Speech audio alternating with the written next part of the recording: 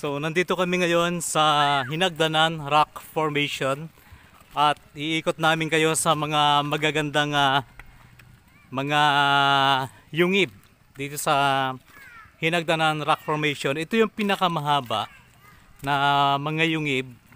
Papunta po yan dun sa dulo. Ayan o. Kung makikita nyo, sobrang ganda. Kasama ko si Ayon dahil si Mark Lloyd ay busy dahil nag-enroll siya kaya hindi namin kasama. So mapapansin nyo yung mga yungib medyo malalim din pero hindi siya nakakatakot dahil malinis. Kaya lang dun sa itaas kung papansinin natin may mga butas, siguro may mga nakatira dyan na ahas or kaya ay bayawak. At dito, wow, oo. Katulad siya nung nakaraan na pinakita namin sa video natin na mayroong tubig. Tikman mo ngayon ulit. So, titikman ni Ayon kung anong lasa ng tubig, kung matabang ba or maalat. Ano? Ha? Matabang. Siguro, ganun talaga pag bukal galing sa mga bato, kahit siya nasa dagat, ay matabang yung lasa. So ngayon tuloy-tuloy tayo dahil na-amaze kami sa ganda ng lugar. Ayan o, kung mapapansin nyo, doon sa unahan mayroong parang isang magandang lagusan. At makikita mo, mayroong mga batang naglalaro. Anong pangalan mo, Toy? Anong pangalan mo, Neng? Ha? Ayan, yung mga bata. Anong inuuli nyo? Anong pangalan mo, Toy? Iyain siya. Ako na lang magbibigay ng pangalan sa nila. Yung Ano? isa si Pedro. Ano na? Ako na lang magbibigay ng pangalan sa nila. Oo. Yung isa si Pedro. Yung isa si Pedreng. Yung isa daw si Pedro, ang isa si Pedreng. Ito pa. Ganda talaga yun. Nasa ilalim siya ng mga yungib. Oo. Yan, medyo madulas lang po yung part na yan dahil maraming lumot. Pero nakaka-amaze dahil napakahabang yungib po ito. At ang pinakamaganda dito, yung tubig tabang ay galing pa mismo sa ilalim ng bato na ang lagusan ay dito sa dagat. Grabe. Sobrang nakaka-amaze. Ayan o. Lakas ng agos to? Ayan. So walang problema pala yung mga taga rito kasi libre yung tubig at saka malinis dahil natural galing sa ilalim at parang na-filter na siya dahil galing sa ilalim ng mga bato. So kung mapapansin nyo yung bato malapad yung kanyang silungan, sakto din dahil ngayon ay kate. Kaya napasok namin ni Ayon to. Pag umulan ng malakas, ligtas ka. Oo, pag umulan ng malakas, safe si Ayon, basa ako. Dito naman, mapapansin natin, ayan o, yung kakaibang mga rock formation. Dulot siguro ito ng mga tubig na galing sa itaas. Tapos sa patuloy na paglipas ng panahon, ay lumalaki yung shape ng bato. Ayan o, para siyang bahay ng pukyutan. Pero astig talaga yung mga bukal sa ilalim ng bato. Dami. Ito po. Ayan o. Kakadikit lang sila. Sobrang daming biyaya ng tubig dito sa dagat. Diba? Astig.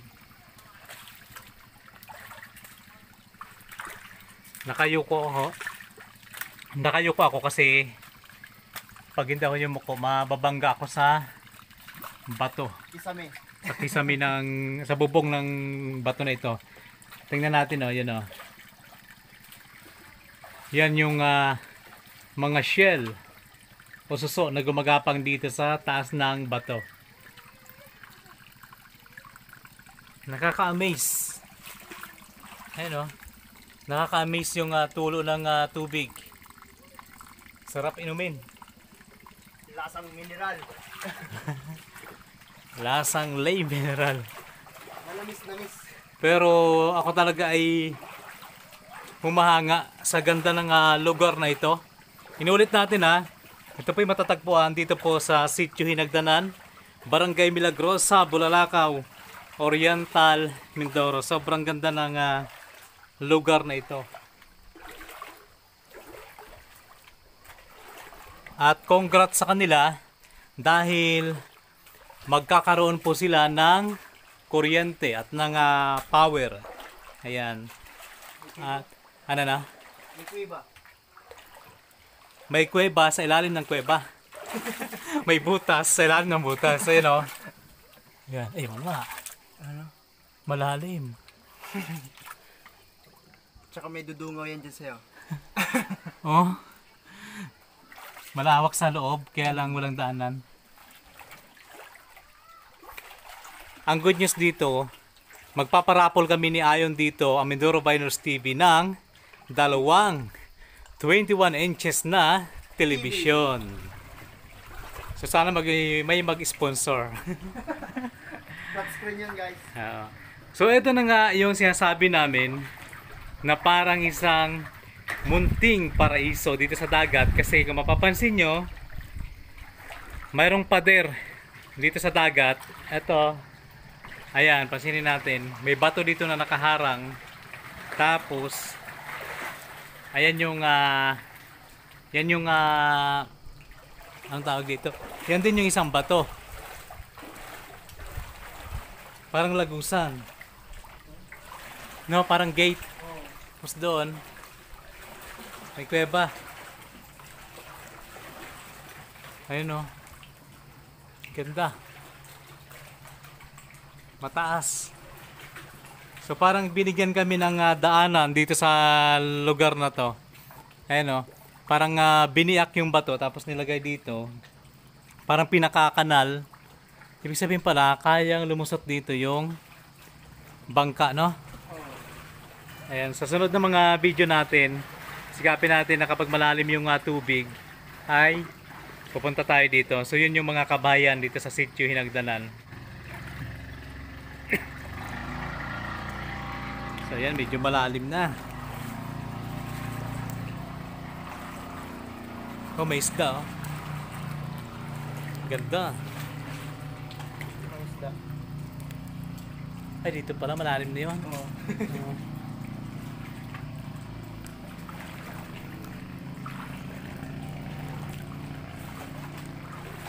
Ganda oh.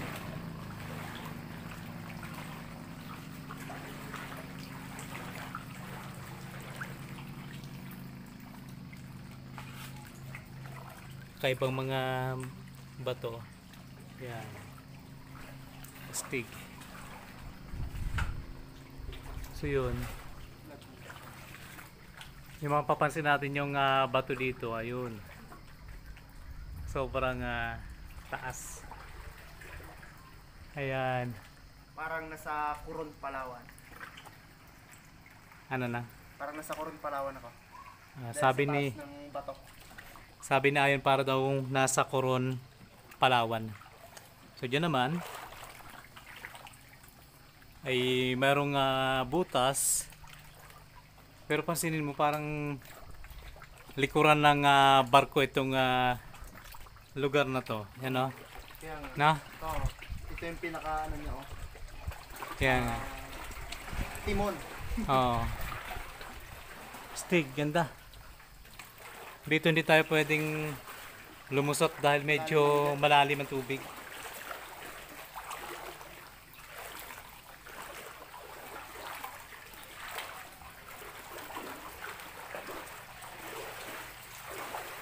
Stig ng mga bato. Ito, ang ganda oh. Oh. Parang kusang nilagay.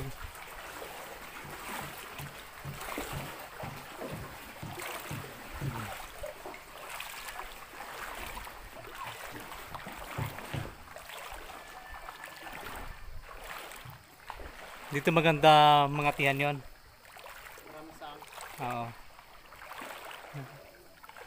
Yan doon ka.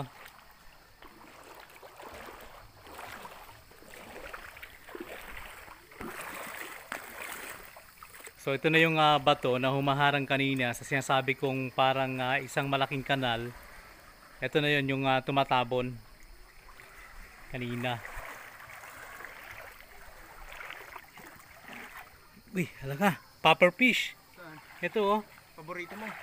paborito ko. Lumabo na siya. Paborito ni Direk. Galing. Masarap to, kinakain to. Paborito ni Direk. Yan. Yan na. Yan na. Nagsuka na. Nagsuka na. Lumubo. Galing. Uy. Go bobo. Astig. Masarap po yan. Yan ang pinaka-paborito ko. Pero ngayon, nagpakita siya. Kawawa naman. Papaligtas namin. Hindi lang natin kunin. So, ayan na po yung popper fish. Yan. Galing. Kapag ay ibig sabihin yan, lalaki yan. Lalaki yan. Ano na? Lalaki yan. Bakit? Papa Bears. Papappers. Pasalamat ka, mabait kami. Hindi ka muna namin kukunin. Pero kapag Palalakihin muna pusit, kunin natin. Palalakihin muna natin sa konti. Oo. So, yan po yung mga kabahayan dito sa Sitio Hinagdanan, Barangay Milagrosa, Bulalakaw Oriental, Mindoro. At good news, dahil sa ngayon ay magkakaroon sila ng kuryente. So, maaring mga sa buwan ng Setyembre, maaring sa buwan ng Oktubre or Nobyembre ay magkakaroon na sila ng ilaw. Ito yung isa sa mga pinakamalayong barangay ng Barangay Milagrosa, Bulalakaw Oriental, Mindoro.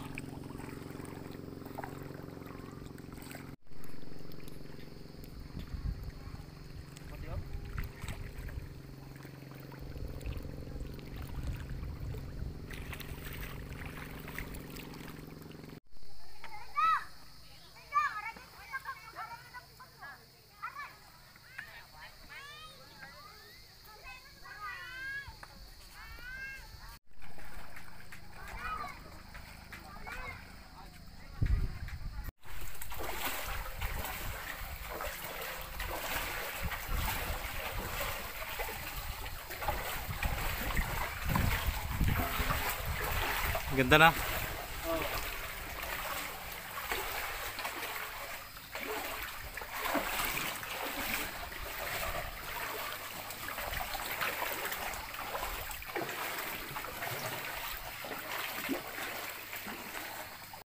So ang Sitio Hinagdanan ay mayroon pong mga nasa 30 kabahayan, nasa 30 na mga bahay. At yung kanilang ikinabubuhay dito ay pangingisda, kaya marami pong bangka. At syempre, isa sa mga maganda balik-balikan dito ay yung kanila pong magandang lugar. Malinaw ang tubig, malinaw ang dagat, at saka maganda yung kalikasan. Syempre, mababait po yung mga tao. Sabi na ayon, masarap doon yung karatungan dapat kinuha namin. Pero maliit pa eh. Oo.